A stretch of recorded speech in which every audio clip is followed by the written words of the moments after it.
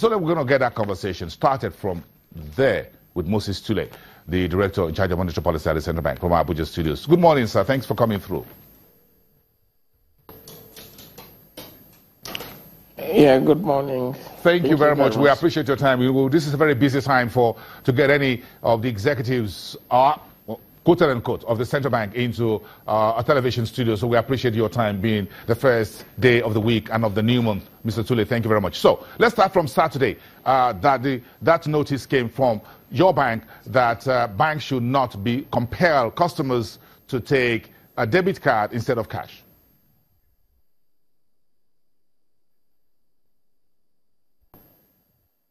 Yeah, that information is correct. The essence is as much as possible to ease customer access to foreign exchange and to ensure that Nigerians who legitimately are entitled to have their allowances paid do not face untold hardships when they travel. And it's also very important because sometimes when they have the amounts paid in the debit cards, if they have problems in the course of transactions or either network problems or issues like that. So it was just to ensure that people who had legitimate access had the ease of having those access also to their foreign exchange or to their funds when they travel. Mr. Tule, very quickly, a number of reports are coming out, one after the other, are saying that what the central bank, what happened in the first quarter, in particular from February in foreign exchange easing, has been helping to stabilize Naira dollar and all of that. So we want to ask you what happened in the first quarter. Put them in perspective for us, put them in context for us, and we're going to do that for a few minutes when we come back after the break. Stick around in the studio, we'll be back to you.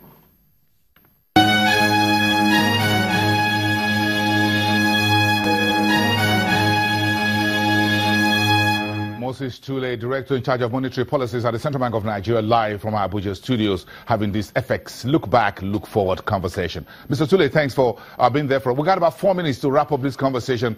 Two very important questions for you. And the first was the last one I asked. Put the first quarter into context for us. What was achieved by the Central Bank?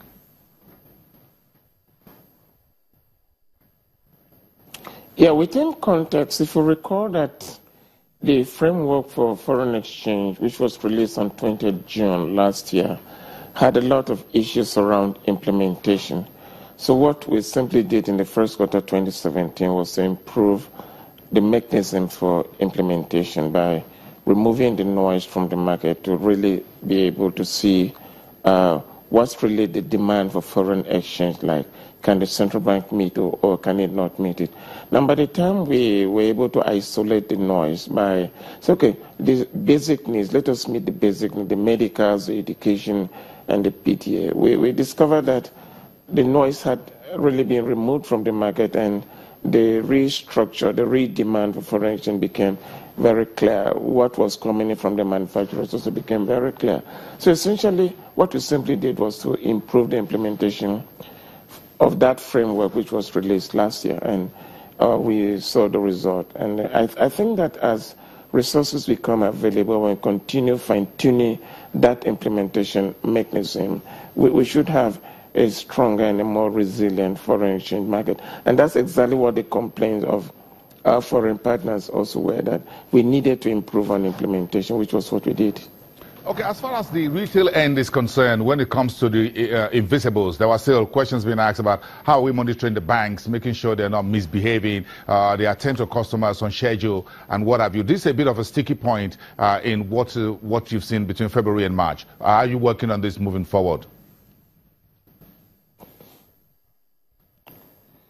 Yeah, it's a continuous process, the monitoring of how the banks carry out their business and in the foreign exchange segment of the market. Also, it's an ongoing process, and we continually do that. And you would recall that every now and then we penalize banks that flout the regulations. So monitoring them and ensuring that they comply with the basic regulations. It's an ongoing process, and we'll continue to do that as long as the situation demands. So it's not a one-off thing that you got to do it and know that, okay, you are home and dry. But it's an ongoing process because you keep fine-tuning the process, looking at the operators and looking at everybody in the market. So that's what we are doing.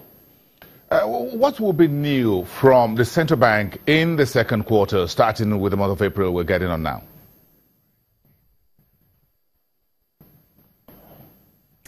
Yeah, what will be new in the central bank is not going to be entirely new, but it is that we're going to have a very serious look at price developments, and which is key, a key deliverable of the bank. We're going to look at, again, as the budget is passed and so much money gets into the market, what impact that is going to have both on price developments and also on the exchange rate. These are issues that are going to be key challenges in quarter 2 of 2017.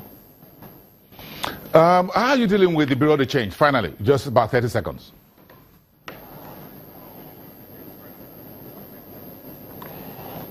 Yeah, BDCs, they are a very interesting segment of the market. They are playing a very important role, but again, there's a lot of noise that keeps coming from that segment of the market. And I think what we're simply doing is exactly the same thing we're doing with the banking system. As all the operators in the foreign exchange market, we ensure that we put our searchlight and we continue to look at the activities more closely to ensure that we don't allow any sector to spring surprises that would undermine what little efforts we've been making and what we've achieved so far, and the stability of the market. So we have an eye on developments in that segment of the market, and just like we have an eye on what the commercial banks are doing. All right. Thank you very much. Moses Tule, Director, Monetary Policy at the Central Bank of Nigeria. Thanks for coming in on the program today. And that's what we do here on a daily basis as Channels Television, separating news from noise. Thanks for watching. I'll see you again tomorrow, same time in the morning.